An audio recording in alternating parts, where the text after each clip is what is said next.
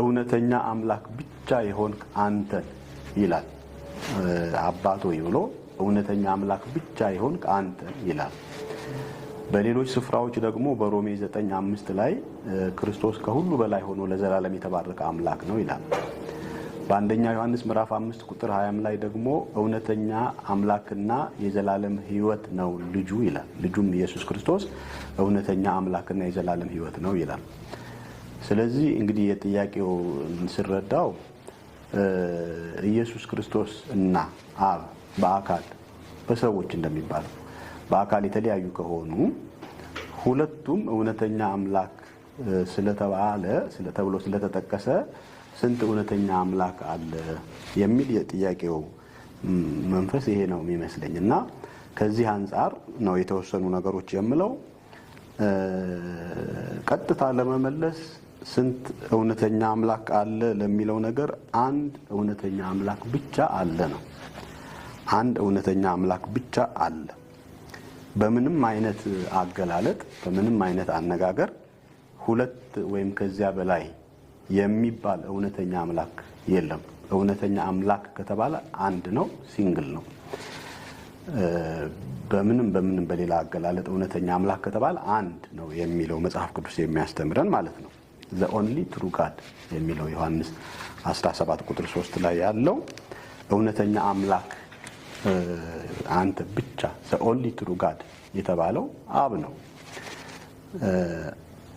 እንግዲህ በሌሎች ክፍሎች ያገናዘብን መጽሐፍ ቅዱስን ያው ማየት ይጠይቃልና ያ እውነተኛ አምላክ ደግሞ በስጋ እንደተገለጠ አንደኛ ጢሞቴዎስ 3:16 አምላክ በስጋ ተገለጠ ይለናል። አምላክ በስጋ ተገለጠ ይለናል። ቅድም እንደጠቀስኩት ደግሞ አንደኛ ዮሐንስ 5:20 ላይ እርሱም ልጁ ኢየሱስ ክርስቶስ ነው፣ እርሱም እውነተኛ አምላክና የዘላለም ሕይወት ነው ይለናል። ስለዚህ አሁን እንደ እግዚአብሔር ቃል አስተምህሮ እንደዚህ በጥቅስ እንደምናየው እኛ እንደምንረዳው እውነተኛ አምላክ አንድ እውነተኛ አምላክ የሚባለው ጌታችን ኢየሱስ ክርስቶስ ነው። ምክንያቱም በስጋ ተገልጦ ኢየሱስ የሚል ስም ይዞ እውነተኛ አምላክ እና የዘላለም ሕይወት የተባለው እርሱ ነው። ስለዚህ እውነተኛ አምላክ አብም ዛጋ እውነተኛ አምላክ ስለተባለ ልጁ ኢየሱስ ክርስቶስ እውነተኛ አምላክ ስለተባለ ሁለት አይደለም ወይ የሚጠቀስ ያለው የሚለውን እንግዲህ ይሄን አድሬስ ለማድረግ መጽሐፍ ቅዱስን በስፋት ማየት ይጠይቃል ማለት ነው። ያውም ማየት የሚጠይቀው ስለማን ነው? ስለ ጌታችን ኢየሱስ ክርስቶስ። ስለ ጌታ ኢየሱስ ክርስቶስ መጽሐፍ ቅዱስ ምን ይላል የሚለውን በስፋት ማየት ይጠይቃል። ስለዚህ እኔ እንደውም ብዙ ማብራሪያም ብዙ ሳልሰጥ ጥቅሶችን ትንሽ በርከት ያሉ ጥቅሶችን ባነብ ብዬ ነው የማስበው። በዚህ እንትን ላይ ስለ ጌታችን ኢየሱስ ክርስቶስ ምን ይላል የሚለውን ለምሳሌ በኢሳይያስ ምዕራፍ 9 ቁጥር 6 ላይ ሲናገር ሕፃን ተወልዶልናልና ወንድ ልጅም ተሰጥቶናልና አለቅነትም በጫንቃው ላይ ይሆናል፣ ስሙም ድንቅ መካር፣ ኃያል አምላክ፣ የዘላለም አባት፣ የሰላም አለቃ ተብሎ ይጠራል ይላል። እንግዲህ ስንት እውነተኛ አምላክ አለ የምትለዋን ነው አድሬስ ለማድረግ የምፈልገው ያለሁት። ኃያል አምላክ የተባለው ነው እውነተኛ አምላክ የሚባለው ማለት ነው። በጣም የሚገርም ነገር ሌላ መጽሐፍ ቅዱስ ኤርሚያስ ምዕራፍ 32 ቁጥር 18 ላይ ሲናገር ኤርሚያስ ምዕራፍ 32 ቁጥር 18 ላይ እንደዚህ የሚል ቃል አለ። ስለ ኃያል አምላክ ምን ይላል? ለብዙ ሺህ ምሕረት ታደርጋለህ፣ የአባቶችንም በደል ከነርሱ በኋላ በልጆቻቸው ብብት ትመልሳለህ ይልና ስምህ ታላቅና ኃያል አምላክ የሰራዊት ጌታ እግዚአብሔር ነው ይላል። ታላቅና ኃያል አምላክ የሰራዊት ጌታ እግዚአብሔር ነው ስምህ ይላል። በኢሳይያስ 9:6 ኃያል አምላክ ስሙ ይባላል አለ። ይሄ ኃያል አምላክ የሰራዊት ጌታ እግዚአብሔር እንደሆነ በመጽሐፍ ቅዱስ ላይ በግልጽ እንደዚህ ተጽፎ እናያለን። በኢሳይያስ ምዕራፍ 40 ከቁጥር 9 እስከ 11 በተጻፈውን ቦታ ላይ የምስራች የምትነግሪ ጽዮን ሆይ ከፍ ወዳለው ተራራ ውጪ፣ የምስራች የምትነግሪ ኢየሩሳሌም ሆይ ድምፅሽን በኃይል አንሺ አትፍሪ። ለይሁዳም ከተሞች እነሆ አምላካችሁ ብለሽ ንገሪ። እነሆ ጌታ እግዚአብሔር እንደ ኃያል ይመጣል፣ ክንዱም ስለ እርሱ ይገዛል። እነሆ ዋጋው ከእርሱ ጋር ደመወዙም በፊቱ ነው። መንጋውን እንደ እረኛ ያሰማራል፣ ጠቦቶቹን በክንዱ ሰብስቦ በብብቱ ይሸከማል፣ የሚያጠቡትንም በቀስታ ይመራል ይላል። ይሄ የምስራች የምትነግሪ ጽዮን ሆይ ተብሎ የምስራቹ ጉዳይ ምስራች የሚነገርበት ጉዳይ ምን እንደሆነ ኢሳይያስ አስቀድሞ በትንቢት የሚናገረው ያለው እግዚአብሔር በስጋ ተገልጦ ሲመጣ እነሆ አምላካችሁ ተብሎ የሚነገርለት ነው። ምክንያቱም ይሄ በጣም ግልጽ ነው አነጋገሩ። ምዕራፍ 40 ሙሉ ከላይ ስናይ ስለ አዲስ ኪዳን መዳን ጉዳይ ነው የሚናገረው። ስጋ ለባሽ ሁሉ ሳር ነው፣ ክብሩም እንደ ሳር አበባ ነው እያለ ከመጀመሪያ ጀምሮ እግዚአብሔር በስጋ ተገልጦ ሰዎችን እንደሚያድን ያለ ነገር ነው መልእክቱ ያለው ሙሉውን ስናየው እና የምስራች የሚነገረው እነሆ አምላካችሁ ብሎ ጌታ እግዚአብሔር እንደ ኃያል ይመጣል ብሎ እንደሚነገር ይናገራል ማለት ነው። መንጋውን እንደ እረኛ ያሰማራል የተባለው ጌታ ኢየሱስ ክርስቶስ ነው። ዮሐንስ ወንጌል ምዕራፍ 10 ላይ መጥቶ መልካም እረኛ እኔ ነኝ ያለው እሱ ነው። እረኛው አንድ መንጋውም አንድ ይሆናል ያለው እርሱ ነው። አንድ መንጋ ብሎ የአንድ መንጋ ደግሞ እረኛ እሱ እንደሆነ በግልጽ የተጻፈ አለ እና ስለ ኢየሱስ ክርስቶስ በትንቢት ሲነገር እንዲህ ተብሎለታል። እነሆ አምላካችሁ የተባለው እሱ ነው። ጌታ እግዚአብሔር እንደ ኃያል ይመጣል የተባለው የመጣው እርሱ ነው። መንጋውን እንደ እረኛ ያሰማራል እንደተባለ መልካም እረኛ እኔ ነኝ ብሎ የመጣው እርሱ ነው። ይሄ ስለ ጌታ ኢየሱስ ክርስቶስ የተጻፈ ነው። ዮሐንስ ወንጌል ምዕራፍ 1 ቁጥር 1 እስከ 14 ቅድም ተነግሯል። ቃል ነበረ፣ ቃልም በእግዚአብሔር ዘንድ ነበረ የሚል ተደጋግሞ ስለተነበበ ባላነበው ከዛ ላይ መውሰድ ይቻላል። ሌላው ዮሐንስ ወንጌል ምዕራፍ 20 ቁጥር 28 ላይ ከሐዋርያቶቹ አንዱ የነበረው ቶማስ ኢየሱስ ክርስቶስን ለማመን ተቸግሮ በሞተ ሰዓት ሞቶ ቀርቷል የሚል ነገር ስለነበረው ተነስቷል የሚለውን ስላላመነ እርሱን ለማሳመን ብሎ ጌታ ኢየሱስ ክርስቶስ እንደገና ተገልጦለት እጅህን በጎኔ አግባ ብሎት በጦር የተወጋ ጎኑ ላይ እጁን አግብቶ ካየ በኋላ የተናገረው በጣም ገላጭ ነው። እሱም ቶማስ ጌታዬ አምላኬም ብሎ መለሰለት ይላል። ጌታዬ አምላኬም ብሎ መለሰለት። ይሄ ሁሉ ስለ ኢየሱስ ክርስቶስ የተጻፈ ነው። ሁለተኛ ቆሮንቶስ 5:19 ቅድም ቄስ ኤልያስ ሲጠቅሰው ነበር። እግዚአብሔር በክርስቶስ ሆኖ ዓለሙን ከራሱ ጋር ያስታርቅ ነበር የተባለው እግዚአብሔር በክርስቶስ ሆኖ ወይም እግዚአብሔር በክርስቶስ ውስጥ ሆኖ ጋድ ኢን ክራይስት የተጠራበት ስም ኢየሱስ የሚል ነው እና ኢየሱስ ማለት እግዚአብሔር በክርስቶስ ሆኖ ተገልጦ ያለ መሆኑ በግልጽ እንደዚህ ተጽፎ ተቀምጧል። በቆላሲስ ምዕራፍ 2 ቁጥር 9 ላይ በእርሱ የመለኮት ሙላት ሁሉ በሰውነት ተገልጦ ይኖራል ተብሎ ተጽፏል። ከመለኮት የቀረ ምንም ነገር የለም። የመለኮት ሙላት ሁሉ ነው የሚለው። መለኮት ከተባለ አንድ ነው። ያ የመለኮት ሙላት ሁሉ በሰውነት ተገልጦ ይኖራል ተብሎ ተጽፎለታል። በቲቶ መጽሐፍ ምዕራፍ 2 ቁጥር 12 እስከ 13 ላይ ይሄም በጣም ትልቅ ቃል ነው ስለ ጌታችን ኢየሱስ ክርስቶስ የተነገረ። ምን ይላል? ይህም ጸጋ ኃጢአተኝነትንና ዓለማዊን ምኞት ክደን የተባረከውን ተስፋችንን እርሱም ብሎ የታላቁን የአምላካችንና የመድኃኒታችንን የኢየሱስ ክርስቶስን ክብር መገለጥ እየጠበቀ የታላቁን አምላካችንና መድኃኒታችን ኢየሱስ ክርስቶስ ታላቁ አምላክ መድኃኒት ኢየሱስ ክርስቶስ ነው። አምላክ መድኃኒት ኢየሱስ ክርስቶስ እንደሆነ በግልጽ እንደዚህ ተጽፎ እናያለን። በሁለተኛ ጴጥሮስ ምዕራፍ 1 ቁጥር 1 ላይ በአምላካችንና በመድኃኒታችን በኢየሱስ ክርስቶስ ጽድቅ ካገኘነው ጋር አምላክና መድኃኒት ነው ኢየሱስ ክርስቶስ። አምላክና መድኃኒት አንድ ነው። አምላክ ነው፣ መድኃኒት ነው። ይሁዳ ቁጥር 4 ላይ ንጉሳችንንና ጌታችንንም ብቻውን ያለውን ኢየሱስ ክርስቶስን ይክዳሉ ይላል።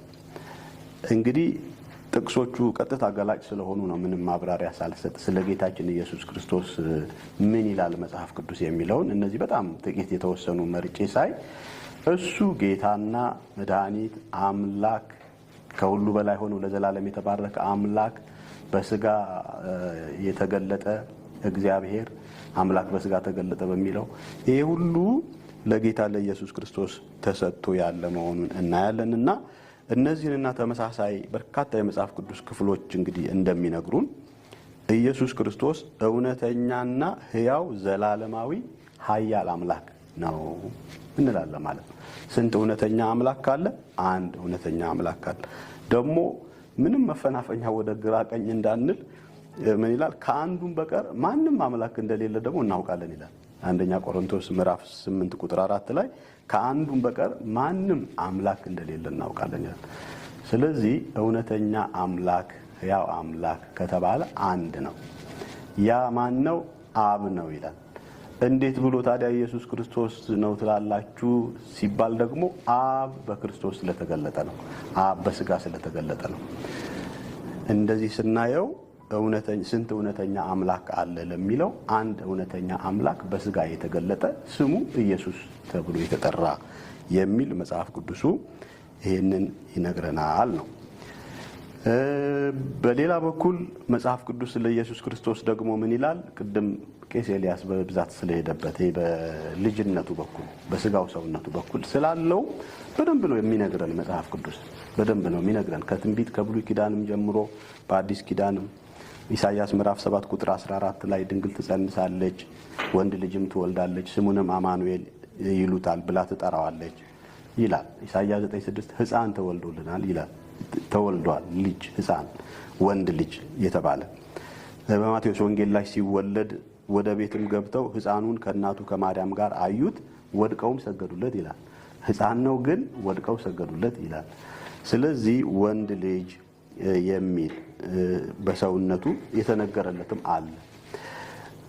ያ የተወለደው አሁን የእግዚአብሔር ልጅ ወደሚለው ጋር ስንመጣ ያ የተወለደው ነው የእግዚአብሔር ልጅ። መልአኩ ገብርኤል ያበሰረው እንደሱ ብሎ ነው። በሉቃስ ወንጌል ምዕራፍ 1 ቁጥር 35 ላይ እንዴት ሊሆን ይችላል ብላ ማርያም ስትጠይቅ መንፈስ ቅዱስ ባንቺ ላይ ይመጣል፣ የልዑልም ኃይል ይሰልልሻል። ስለዚህ ደግሞ ካንቺ የሚወለደው ቅዱሱ የእግዚአብሔር ልጅ ይባላል ነው ያላት መልአኩ። የሚወለደው ነው ዘማን ክራይስት ሰው የሆነው የታየው ቃል ስጋ ሆኖ ከሴት የተወለደው ነው ልጅ ብሎ መጽሐፍ ቅዱስ የሚነግረንና በስጋ ሰውነቱ በኩል እንደዛ ይታያል። በመለኮትነቱ በኩል ደግሞ ቅድም እንዳነበብናቸው በርካታ ጥቅሶች ኢየሱስ ክርስቶስ እውነተኛ አምላክ እንደሆነ ይነግረናል። እንግዲህ እነዚህን ቃሎች ሁሉ በምናይበት ጊዜ ኢየሱስ ክርስቶስ እውነተኛ ሕያውና ዘላለማዊ ኃያል አምላክ ነው። በዘመኑ ፍጻሜ ደግሞ ከሴት የተወለደ የእግዚአብሔር ልጅ ነው፣ ቃል ስጋ ሆኖ የተወለደ ማለት ነው። ስለዚህ ኢየሱስ ክርስቶስን መጽሐፍ ቅዱሱ እንዲህ በሙላት እንደሚያሳየን ማየት ያስፈልጋል ማለት ነው። ስንት እውነተኛ አምላክ አለ ብለን ስንጠይቅና መልስ ስንሰጥ ኢየሱስ ክርስቶስ ነው። ኢየሱስ ክርስቶስን ግን ስናውቀው በሙላት እንደዚህ መጽሐፍ ቅዱሱ በሚያስቀምጠው ደረጃ ማየት ያስፈልገናል የሚል ነው።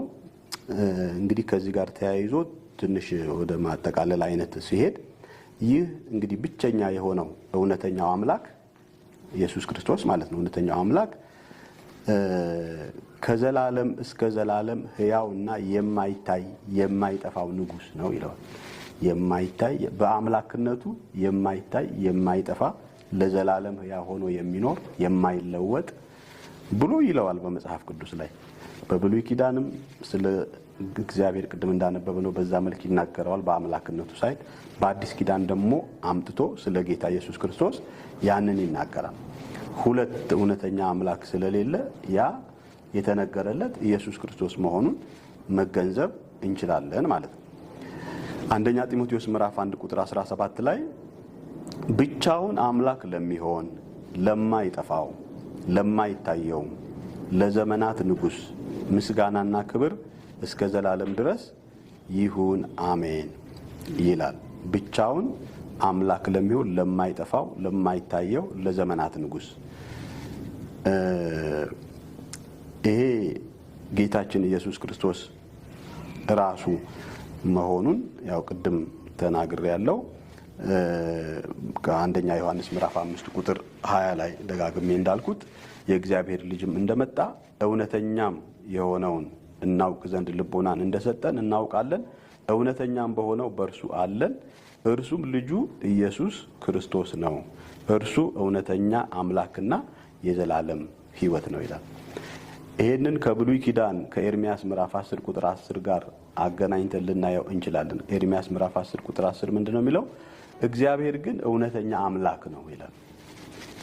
እውነተኛ አምላክ ነው፣ እርሱም ሕያው አምላክና የዘላለም ንጉስ ነው ይላል። ሕያው አምላክና የዘላለም ንጉስ ነው፣ እውነተኛ አምላክ ነው። ሁለት እውነተኛ አምላክ የለም። ልጁ መጥቶ በአዲስ ኪዳን ላይ እውነተኛ አምላክና የዘላለም ሕይወት ተባለ ማለት ነው። ይሄ ደግሞ የማይታይ የዘመናት ንጉስ ነው አለው አንደኛ ጢሞቴዎስ 1:17 ላይ ማለት ነው።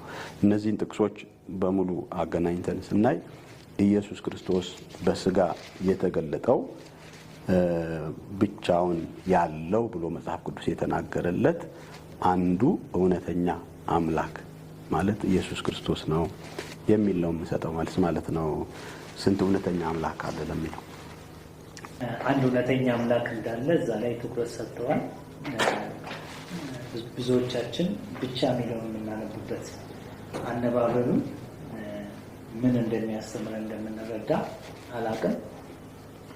እውነተኛ አምላክ ብቻህን የሚለው ማለት አንተ ብቻ ነው እውነተኛ አምላክ። እውነተኛ አምላክ ሁለት ሊሆን አይችልም። እውነተኛ አምላክ ከሁለት በላይ ሊሆን አይችልም። እውነተኛ አምላክ ብቸኛ ነው የሚል ነው እና ያንን ለማወቅ ልቦናን ነው ጌታ ኢየሱስ ክርስቶስ ለደቀ መዛሙርቱ የለመነላቸው ያውቁ ዘንድ ጸሎት ነው። ምዕራፍ 17 እንደምታውቁት ወደ መስቀሉ ሞት እየቀረበ በሰዓታት የቀሩት የሚመስል ነው። እንግዲህ ከ12 ጀምሮ ያለውን ታሪክ ታውቃላችሁ እና በዛ ውስጥ የለመነላቸው ትልቅ ልመና ነው። ዛሬም የምትሰሙ ሰዎች በሙሉ የጌታ ኢየሱስ ክርስቶስ የመጨረሻ ንግግር ይሄ እውነተኛ አምላክን የማወቅ ምኞቱ ነው። በጣም ሰው ሁሉ እውነተኛውን አምላክ እንዲያውቅ ይፈልጋል። እዛ ውስጥ ነው የዘላለም ሕይወት ሚስጥር ያለው የሚል ያለው። ደስ የሚለው ሐዋርያው ዮሐንስ መልእክት ሲጽፍ አሁን ልቦናን አገኛለሁ የመልእክቱ ጭብጥ እውነተኛ የሆነውን እናውቅ ዘንድ የክርስቶስ ኢየሱስ የለመነልን ልመና ተሰምቶ ያንን ብቸኛ የሆነውን እውነተኛ አምላክ አወቅ ነው አለና ማን ነው ብለን ስንል ራሱ ኢየሱስ ክርስቶስ ነው። ግን እና አለው አምላክና የዘላለም ሕይወት ነው ብሎ አስቀመጠ። የዘላለም ሕይወት የሆነልን ስጋው ተቆርሶ ነው፣ ደሙ ፈሶ ነው፣ በቤዛው ነው። ስለዚህ ክርስቶስ ኢየሱስን እንደዚህ ስንረዳው ራሳችንን ከጣዖታት እንደምንጠብቅ ይነግረናል። እንደዚህ አይነት መረዳት ከሌለ ጣዖታት ቅርጻ ቅርጽ ብቻ አይደሉም፣ ሰዎች ባይኖራቸውም ሊስሏቸው ይችላሉ እና ልጆች ከጣዖታት ራሳቸውን ጠብቋል። ምክንያቱም ሰማይ ላይ ሰው የሚያስቀምጠው እግዚአብሔርን የሚተካ ነገር ሌላ ስም ነው። እግዚአብሔርን በሰማይ የሚመስለው ማን ነው? በሰማይም አማልክት የተባሉ ምንም ቢኖሩ ለእኛስ አንድ አምላክ አባል ነው የሚለውና በጭንቅላታችንም እንዳንስል የልቦና ጉዳይ ሆኖ ተቀምጧል።